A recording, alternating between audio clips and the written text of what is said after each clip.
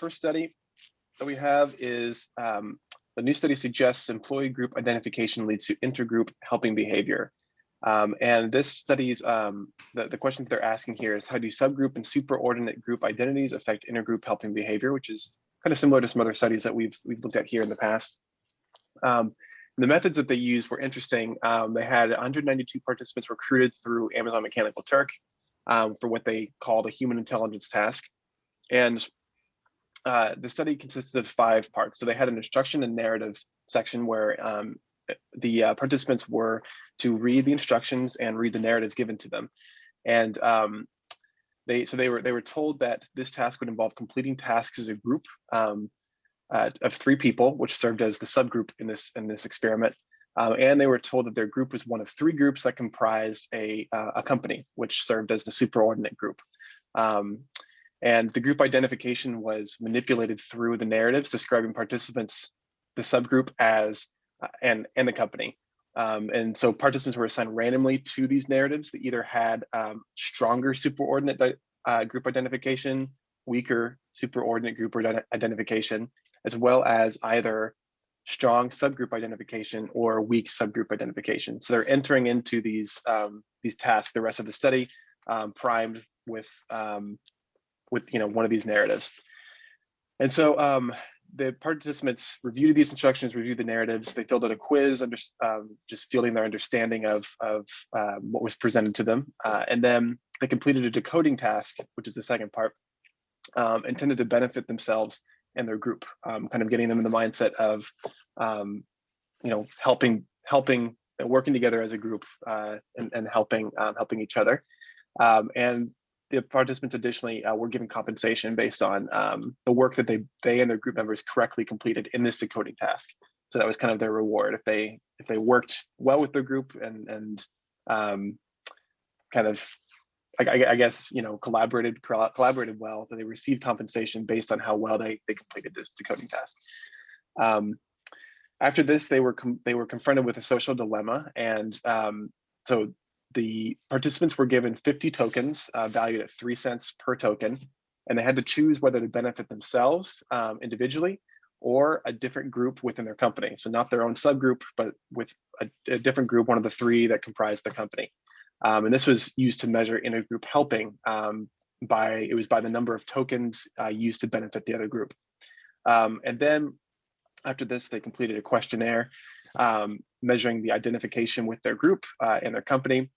And then they were finally presented a second social dilemma in which they could choose. They were given 25 tokens, which were also valued at 3 cents per token. And they could decide whether to benefit themselves or they could decide to benefit the other 2 members within their team. And so this was used by the authors to measure intragroup helping. So how likely are they to help the people within their groups within these circumstances? And it should be noted that they're by themselves this entire time. So they knew coming into this that they weren't going to meet any of their group members. They weren't going to meet any of the company members. But just through their small interaction with their group members, this is what they were told to decide. You can go to the next slide, Jeremy. The results here are that participants with stronger superordinate group identification were more likely to engage in intergroup helping behavior. Similarly, if they had stronger subgroup identification, they were also more likely to engage in intergroup helping behavior. Then additionally, and combined, actually, both of these combined when with the groups of participants who had the narratives of both the stronger superordinate and stronger subgroup identification were also combined more likely to engage in intergroup helping behavior more than if one of them, if somebody had stronger superordinate but not stronger subgroup, and vice versa. Additionally, participants who engaged in intergroup helping behavior were found to more likely help intergroup members. So this was seen by the second social dilemma. If they had engaged in intergroup helping behavior within the first social dilemma, they were more likely to help the intergroup members in the second one. And then the data also suggested the stronger identification with one superordinate group or subgroup led to increased positive affect, greater than those with weaker group identifications, which is generally consistent with past research, which shows that identifying one subordinate group and subgroup can lead to greater consistency in their self-concept, greater well-being, greater satisfaction, and so on, which is related to and associated with less self-interested behavior. And then in addition to positive affects, the data also suggested that stronger identification with one superordinate group or subgroup, wait, I said that, that the relationship between group identification and intergroup helping behavior is at least partially mediated by the understanding that helping other groups may indirectly benefit one's own group, as well as recognizing that other groups are part of a larger collective in which the participant belongs.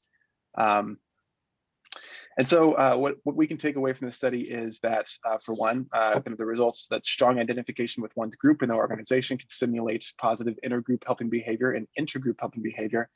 But the study actually also points out the benefit here of greater congruence between lower level and higher level goals in an organization. That the alignment between subgroup and organizational goals is likely to lead to greater identification with both groups, which could motivate positive intergroup helping behavior without having to formally stimulate it. So by having these lower and higher level goals aligned, intergroup helping behavior is increasingly possible. So that's the study. I'm interested to hear what you all think about it. Sorry, the extrapolation that you're making in terms of for the takeaway in terms of the alignment between goals, are goals talked about in the paper? This is their extrapolation. This is what they suggested. Oh, okay. Yeah. So there's alignment between subgroup goals and the superordinate goals, or is that they're kind of bringing that in the discussion? I think they're bringing that in more so for the discussion. It wasn't directly a part of the study, but I think the idea being, is the identification with a subgroup. Like if the identification with the subgroup is not aligned with the identification of, the organization, then it won't be as strong as if those two are combined and together and working with each other. So I mean, it pays for the organization to create strong groups within, whether it's like working groups or departments or something, and it also pays for them to create a strong overall organizational identity. So if those two things are in play and they can align in some way, then it seems like it would at least increase helping behavior, if not sort of increase sort of communication or efficiency between departments and that kind of thing. Yeah, so that's good. I mean, yeah, it's a cool study. It reminds me of some other like very famous research in looking at like punishing behavior, like how much would you contribute to your group, how much would you not, and then this other study, like they asked how much would you contribute to punish individuals that don't reciprocate, things like that. But it's similar to that. So it's interesting. I mean, to me, it speaks to the importance of social identity, because you're seeing that positive affect is related to stronger identification with a superordinate, with both, seems like with group identification. So one's identity kind of depends on the group that they are in, and so you make the group salient, and they start sort of feeling more coherent or positive about themselves.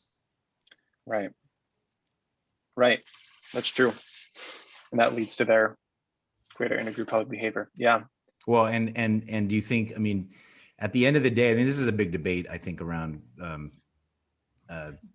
the psychology behind group identity or group helping behavior.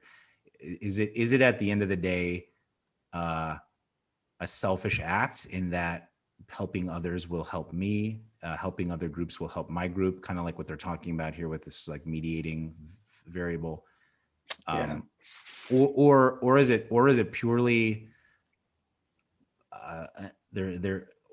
or is there an effective element to it where it's like I just feel better when I help other group members, because social identity is so fused with my personal identity, that helping others feels like helping myself, and I feel better. I mean, is it like a selfish element, or is it purely altruistic, or is there like, are they, maybe they're combined in some way? Or even, because I was also thinking, because you said that they were isolated, so they weren't able to communicate with their subgroup. Is that correct? Yeah. Yeah. And so then, then I was thinking, so then someone might want to contribute because they don't want to be the one person that doesn't, if everyone else is doing it.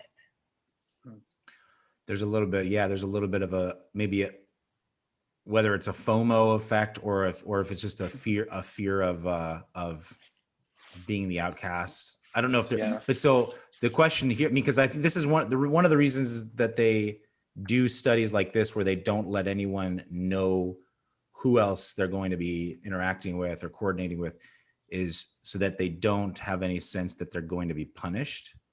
So without the idea that if I give, the most economical way, if you're just looking at just pure economics, is like, give nothing, keep everything for yourself, right? But we're not selfish actors necessarily. We help other people.